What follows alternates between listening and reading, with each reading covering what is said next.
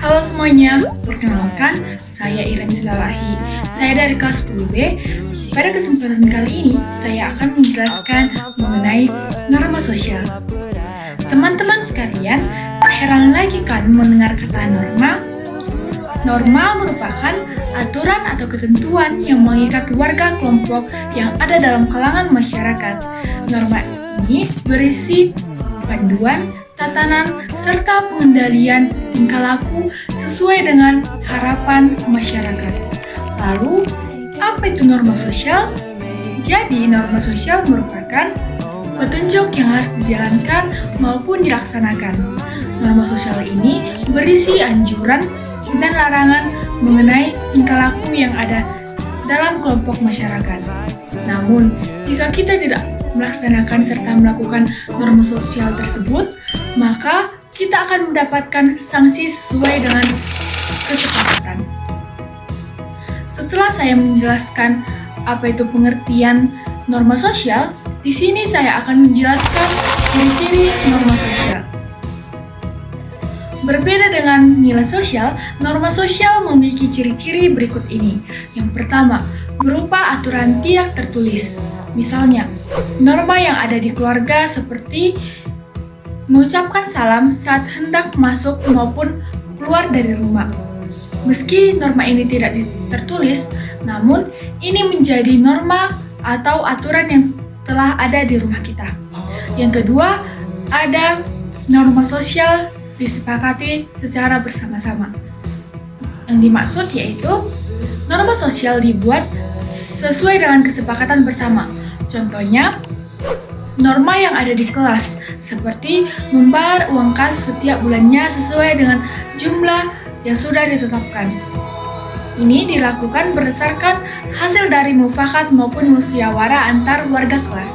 Yang ketiga, norma harus ditaati, yaitu norma sosial yang telah dibuat harus kita taati bersama. Jadi, jika kita tidak melaksanakan norma tersebut, maka kita akan mendapatkan sanksi yang sepantasnya. Yang keempat, norma dapat berubah-ubah. Seiring dengan perkembangan zaman, norma dapat berubah-ubah dengan berdasarkan ciri-ciri tersebut. Norma yang mengatur warga masyarakat bersifat formal dan non-formal. Kali ini, saya akan membahas mengenai norma non-formal dan norma formal. Yang pertama, norma formal.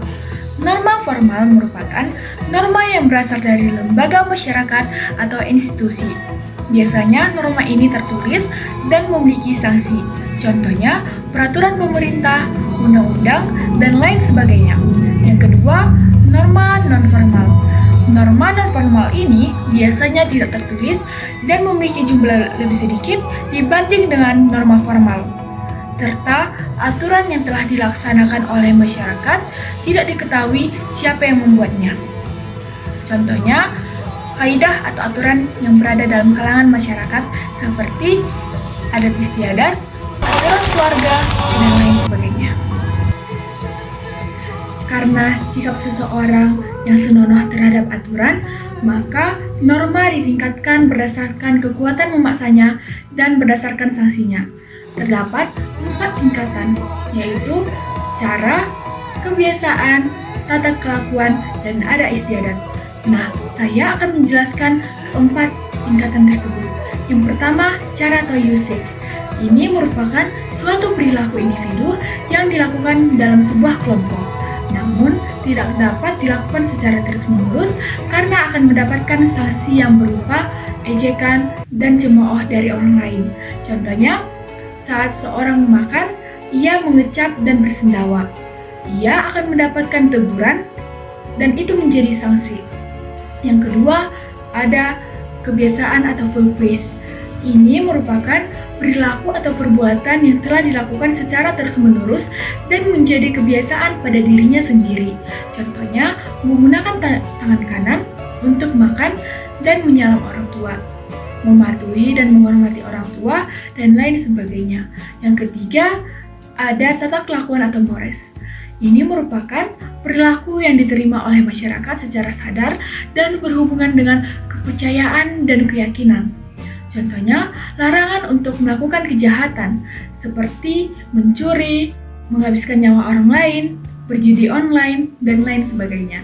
Yang keempat, ada adat istiadat atau custom, merupakan tidak tertulis dan berupa sanksi. Lalu, ini menjadi pedoman tertinggi pada kehidupan masyarakat. Contohnya, pada adat Batak dilarang keras jika semarga tidak boleh menikah. Selain dibedakan menjadi 4 tingkatan norma, namun norma juga dapat diklasifikasikan menjadi 5 norma. Yang pertama, norma agama, norma kesusilaan, norma kesopanan, norma kebiasaan, dan norma hukum. Di sini saya akan menjelaskan kelima klasifikasi norma tersebut. Yang pertama, ada norma agama. Norma agama merupakan norma yang berasal dari kitab suci dan berasal dari Tuhan. Norma ini bersifat mutlak dan wajib ditaati oleh pemeluknya.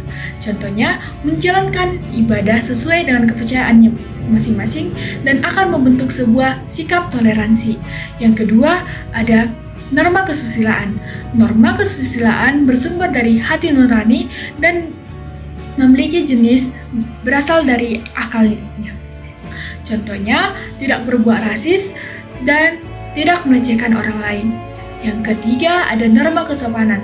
Norma kesopanan merupakan perilaku sosial yang mengarahkan seseorang untuk berperilaku baik terhadap lingkungan sekitarnya. Contohnya, jika kita akan pergi ke rumah orang dan akan bertamu, maka terlebih dahulu kita harus mengetok pintu rumah tersebut. Jadi, jika kita tidak mengetok pintu rumah tersebut, maka kita akan dicap jelek dan akan dianggap kita tidak memiliki nilai kesopanan dan tidak memiliki tata krama. Yang keempat, ada norma kebiasaan atau habits.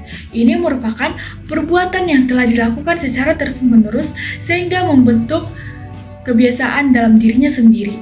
Contohnya, melakukan syukuran kepada anak yang baru lahir. Yang kelima, ada norma hukum.